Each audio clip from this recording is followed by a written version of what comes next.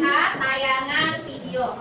Apa ya kira-kira yang terlintas setelah melihat tayangan video ini?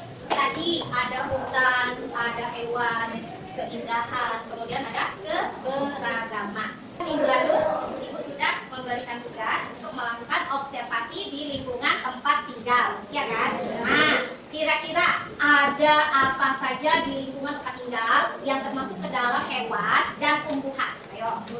Berarti bunga mawar ini termasuk ke dalam keanekaragaman hayati. Nah, jadi nanti kita akan bahas, kita akan cari tahu keanekaragaman itu ada 3, tingkat gen, tingkat spesies atau jenis, dan tingkat ekosistem. Melalui studi kasus contoh spesies lokal, peserta ini dapat menjelaskan perbedaan dari keanekaragaman hayati. Nah, dari tingkat gen, tingkat spesies, dan tingkat ekosistem dapat membedakan.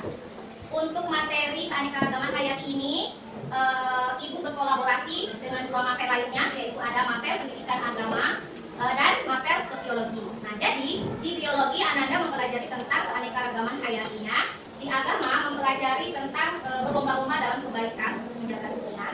Kemudian di sosiologinya perilaku sosial terhadap lingkungan. Nah, jadi nanti di akhir itu ada tugas proyek, ya. Tugas proyek ini gabungan dari 3 mapel. Nah, jadi nanti boleh Ananda mau membuat video atau mapping atau infografis.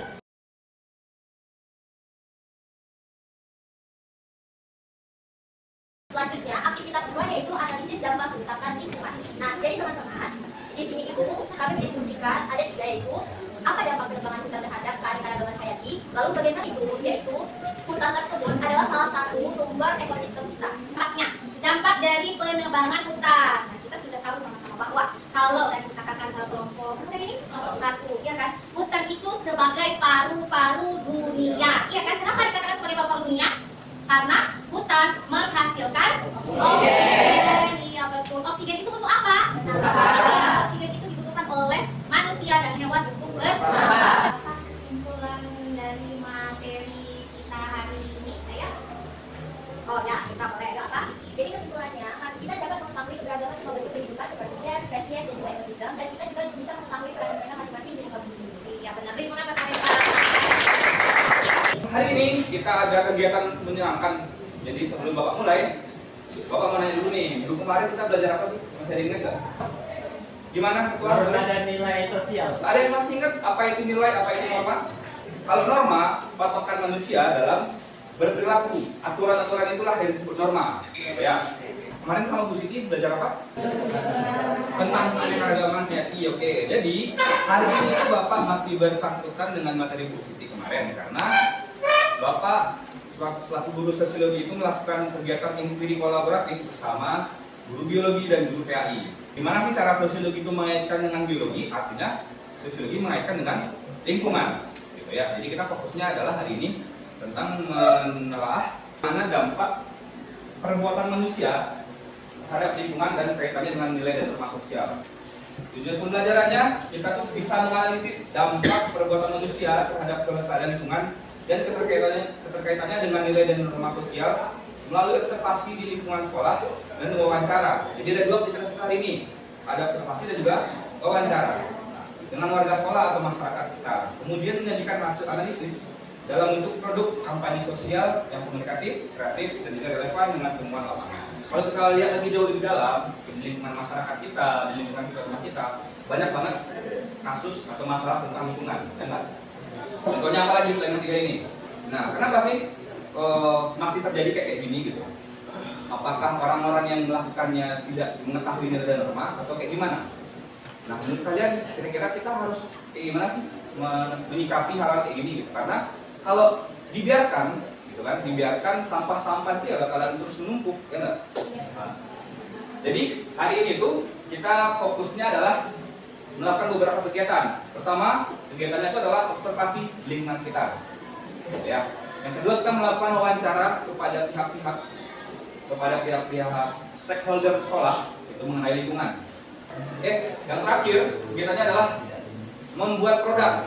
Jadi hasil dari temuan Anda semua dianalisis, terus nanti dibuatkan sebuah produk. Dalam kehidupan sehari-hari kita perlu memelihara, menyayangi ini dijaga lingkungan tempat kita hidup.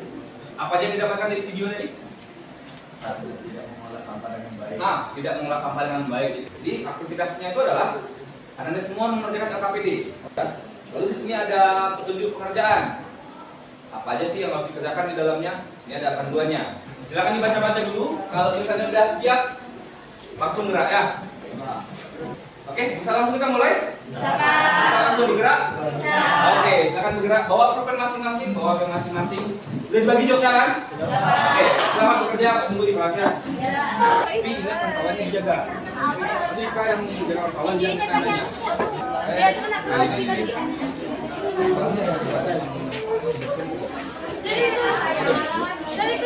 Nilai atau aturan apa yang membuat orang peduli menjaga lingkungan? Sebenarnya nilai itu sudah ada sejak lama untuk peraturan sekolah kita kan. Setelah itu silakan kerjakan proyeknya geografi. Siapa yang mau desain? Alisna. Oke, Alisna desain, berarti yang lainnya merumuskan data-datanya lah ya. Teman-teman, sampah adalah salah satu masalah hidup yang tidak pernah lepas dari kehidupan kita sehari-hari. Setiap rumah pasti menghasilkan sampah, baik sampah organik seperti sisa makanan maupun sampah anorganik seperti plastik. Kelompok berapa? 3. Kelompok 3. Silakan dulu yang bertanya, perkenalan dulu siapa namanya, di kelompok berapa, baru bicara ya. Silakan. Silakan nama saya disebutkan.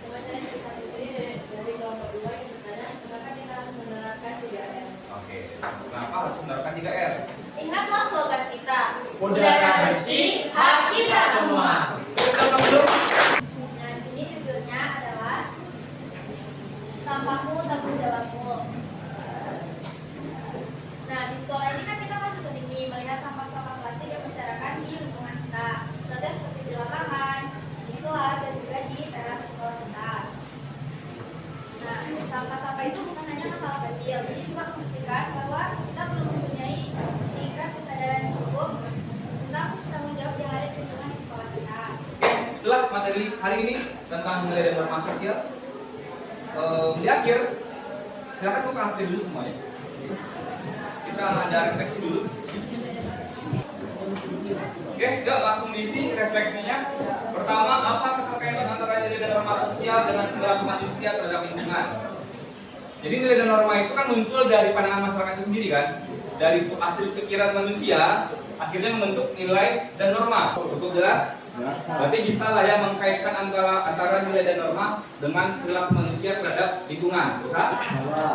Artinya sudah bisa mencapai tujuan pembelajaran kita yang menganalisis masalah itu tadi, gitu ya? Kasih aplaus dulu kita semua.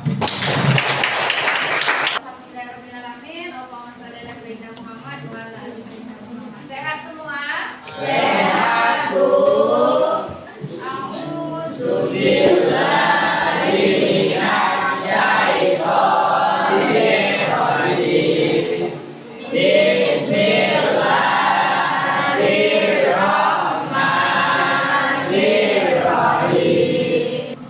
Ada yang masih ingat? Fastabiqul khairat. Kemarin sudah kita pelajari tentang fastabiqul khairat, ya kan? Ya. Minggu lalu sudah kita bahas tentang fastabiqul khairat, yaitu berlomba-lomba dalam kebaikan, dalam hal ibadah, ya kan? Apalagi dalam hal memperbaiki diri, misalnya. Kemudian pokoknya segala yang baik. Kalau yang buruk-buruk itu tidak boleh dilakukan. Sudah paham kemarin kan? Oke. Ya, tujuan pembelajaran kita hari ini yaitu baca sama-sama. Dan lakukan aksi nyata menjaga lingkungan sesuai dengan Quran surat Al-Baqarah dan hadis tentang kebersihan. Oke, karena kalian sudah memahami teori, maka dari itu setelah pembelajaran ini nanti kita akan melakukan suatu proyek yang sudah berkolaborasi bersama-sama dengan mapel teologi dan juga mapel sosiologi. Ya kan? Ini dalil tentang fastabiqul khairat di mana di dalam Al-Qur'an surat Al-Baqarah ayat 148 itu perintahnya ya.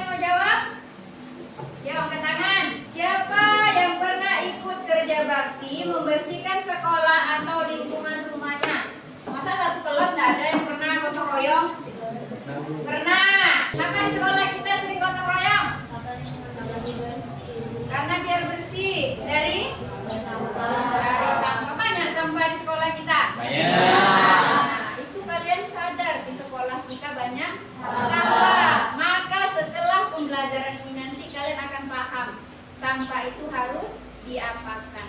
Hubungan antara Fastabiqul Khairat dengan menjaga lingkungan sebagaimana yang telah kalian pelajari di mapel sosiologi dan juga mapel biologi. Kalau menjaga lingkungan, tidak semua kita menjaga lingkungan. Maka dari itu kita harus wujudkan sikap yang berlomba-lomba dalam kebaikan, terutama menjaga lingkungan. Kita lihat kondisi sampah secara umum di Indonesia, baru nanti kita kaitkan dengan di lingkungan sekitar sekolah kita.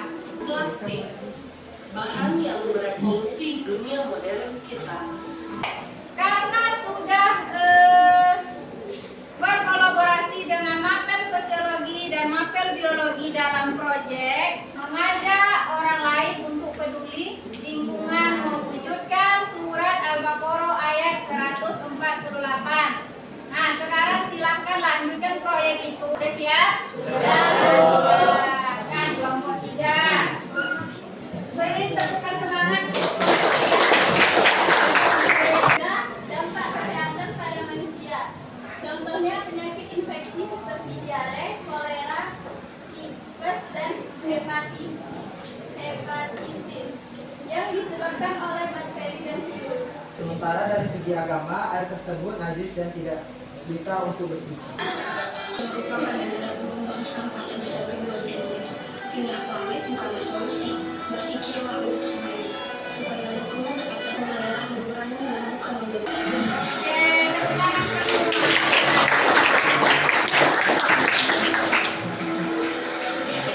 Dari video tersebut ada yang mau ingin ditanyakan? Sudah tampil semua? Ya. Sudah dapat pembelajaran dari penampilan teman-temannya? Sudah. Salah satunya apa? Rino? Peduli lingkungan, apalagi? Tidak membuang sampah sembarangan. Tidak membuang sampah sembarangan. Oke.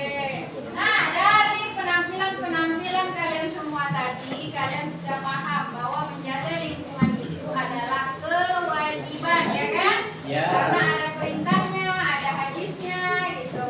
Nah, untuk terakhir kalinya, ibu mau setiap kalian atau nanti yang mau ya, tolong sampaikan komitmennya ke depan mau seperti apa, kebaikan yang ingin dilakukan untuk lingkungan. Rokandi, apa komitmennya? Apa? Untuk hidup lebih sehat ke depan. Untuk hidup lebih sehat, mantap. Rasanya sudah cukup ya. Intinya kita berdua